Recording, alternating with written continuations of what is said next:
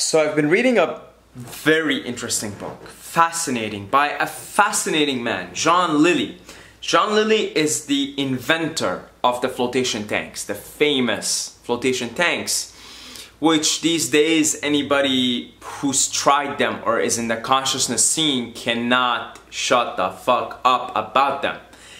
And I've personally never tried it floating, but I understand its power. You're depriving all your senses from any external output, allowing you to get inwards and use more of your pineal gland, your third eye. And really, that I can totally see how that allows you to go into other dimensions and other parallel realities. Because I use the total darkness blindfold for meditation, and when I do the Wim Hof breathing, and it takes me to different worlds, different places, different state of consciousness, and that's just me depriving myself of seeing. So I can totally dig how if you were to deprive yourself from all your senses and be floating, I'm pretty sure some weird shit's gonna start happening pretty soon. So although I never tried floating, I understand its power and I hope to try it soon. So Jean Lilly invented those tanks. And not only did he invent them, but he used to go into the tanks and do LSD and explore his mind, explore his consciousness. He traveled out of his body. So I'm reading a book by him. It's called The Center of the Cyclone. And I'm gonna read you guys a passage about his interaction with his spirit guides, okay? Which sounds a lot, this is why I got so fascinated by it and I wanted to share it with you guys. It sounds a lot like my encounters with my spirit guides on mushrooms and LSD. So here, I'm gonna read it out for you guys. Okay, so Jean Lilly now is describing the experience, right? One of my major aims here was to get back to the place with the two guides that I had been in during the coma in the hospital when I was close to death. So earlier in the book, he got in a coma and he just happened to find himself in this place that he's talking about where he communicated with his spirit guide. So now he's trying to get back there again. I had been forced into an extremely anxiety, fear-filled space with lots of pain in my head. The aim this time was to see if I could get into the same space without this threat of death hanging over me.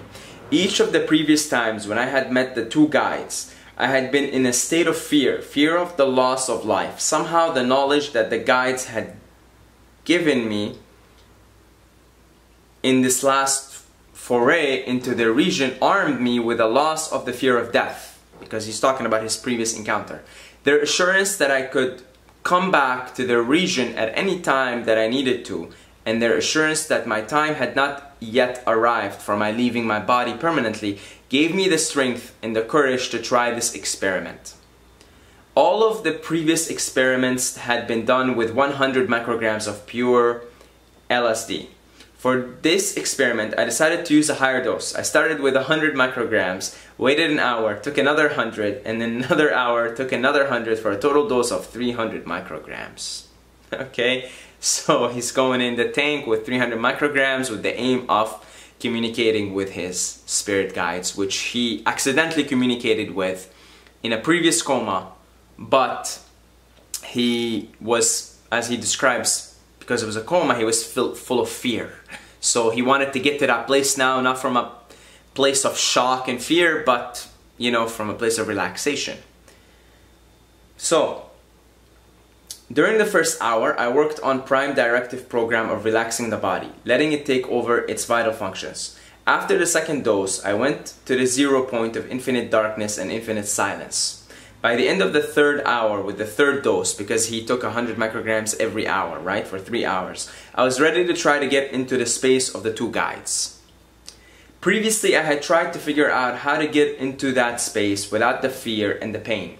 Somehow or other, they had transmitted to me that I could return any time that I wanted to return. Therefore, all I had to do was to relax completely and define the space to be the space where I was going. Having been there previously, it turned out that this was the proper procedure. I defined myself in their space, and suddenly I was there in their space.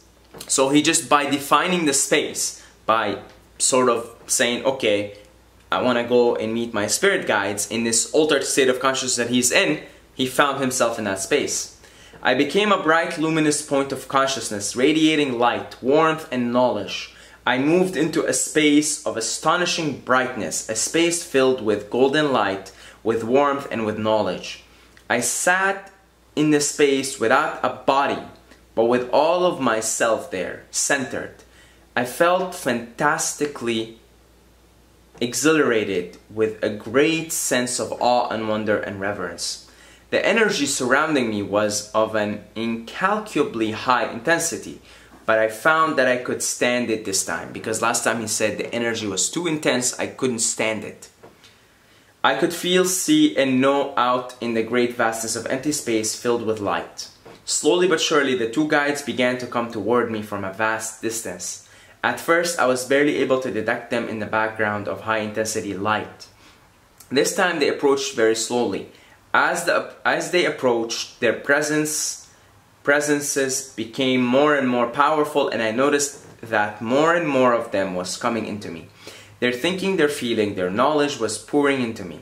As they approached, I could share their thinking, their knowledge, and their feeling at an incredibly high rate of speed.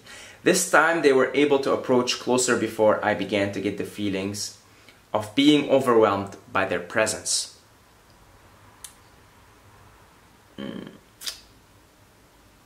Where are we here?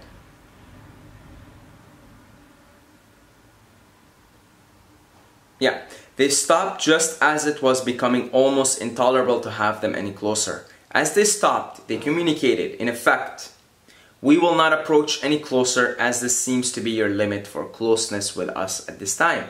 You have progressed since we were together last. As we told you, you can come back anytime once you learn the routes. We are sent to instruct you. You now have X number of years left to inhabit the body that you are given." So I'm guessing, told him how many more years you have left on Earth. "If you wish to stay here now, you may. However, the discovery of your body in the laboratory tank in the Virgin Islands will leave a mess back there for others to clean up. If you go back to your body, it will mean a struggle and large amounts of work in order to get through the hindrances you carry with you. You still have some evasions to explore before you can progress to the level at which you're existing at the moment. You can come and permanently be in this state. However, it is advisable that you achieve this through your own efforts while still in the body, that you can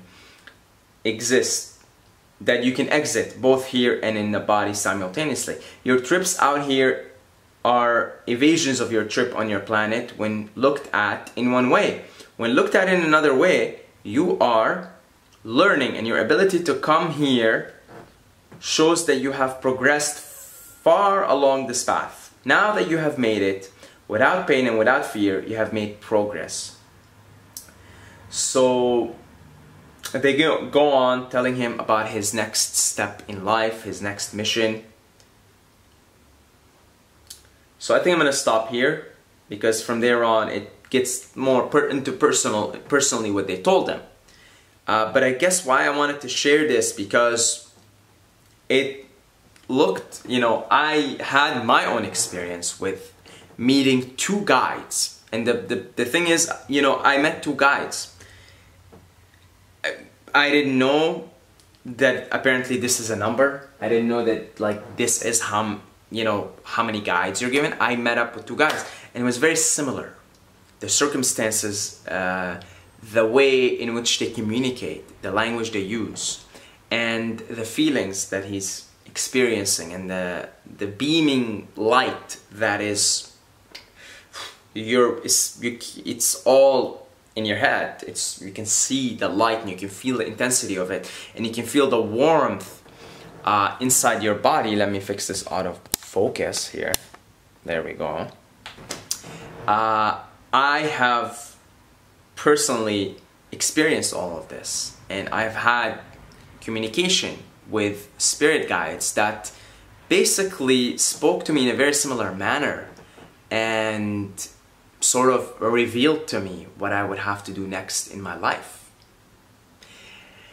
And in those very clear-cut interactions that I had with my spirit guides, because I've had lots of interactions, but there were some that were very clear-cut, very obvious, very much in your face. I was on high dosage of psychedelics. I was on high doses of mushrooms or LSD. And what I didn't read is they go on to tell him, you don't actually need these substances to contact us, to come back to this place, you know, this place where you meet your guides, where it's just beautiful and light and you feel the warmth all in your body.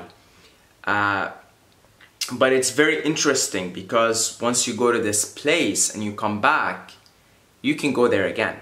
And once you go to that place, you might come back here, you might have to deal with ordinary shit, you know, you gotta get a job or pay bills or something, or the experience might have been too intense, but you know that you want to go back there at some point, and you know that you'd like to have these conversations more and more. You know, just once you go to that place, you know.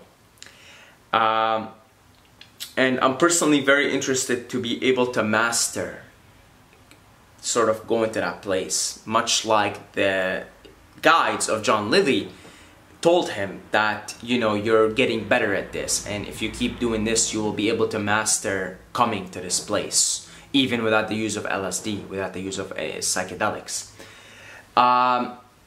It's amazing to me how much of consciousness we have been blinded with. There's clearly a class of elites, some sort of force out there, right? I don't know what it is. This is, I guess, the Darth Vader force. Clearly is not invested in us finding and navigating our ways through these states of consciousness. Clearly. Because these states of consciousness are available to all of us. These sort of places where you can go and you can get more information about why you're existing.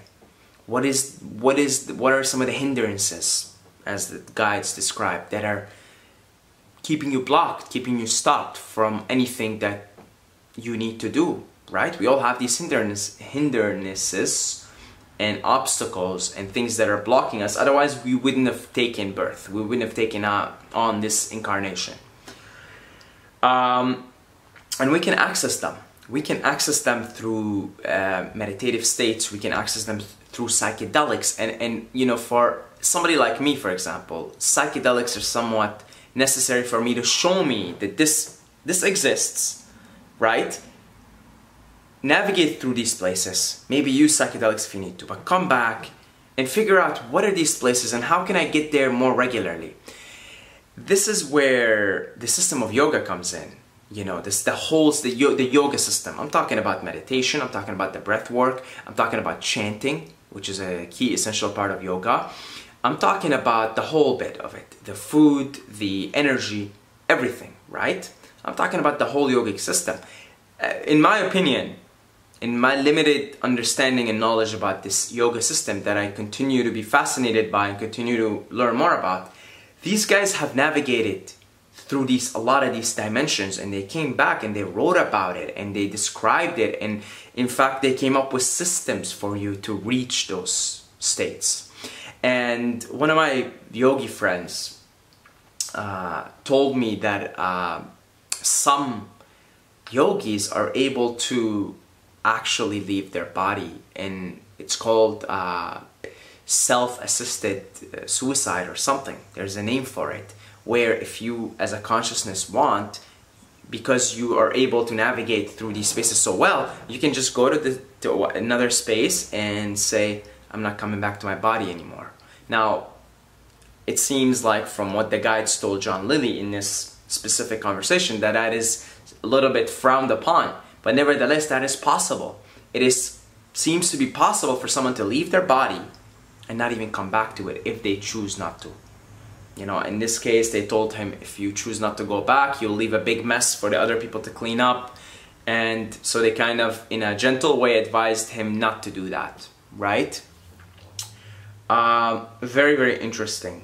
John Lilly is a very interesting guy because he wasn't just a random fucking guy on the street. He was a scientist, he was a mystic, he was a philosopher, he was an inventor, for God's sake. He invented the flotation tank. He invented the fucking thing. And above all else, he was an explorer of consciousness in all of his sides, in all of the things that he brings to the table. I highly recommend this book, The Center of the Cyclone, and I will, if I see a passage that I like and that I'm interested in, I will read it out to you guys here. And I will keep exploring consciousness because it is becoming clearer and clearer and clearer to me that my life purpose, my personal life mission is to explore consciousness and to share my findings with other people. That seems to be like this is the conclusion I'm coming to now, because this is what lights all my light bulbs now. As you guys can see, I'm very fascinated and passionate about this subject.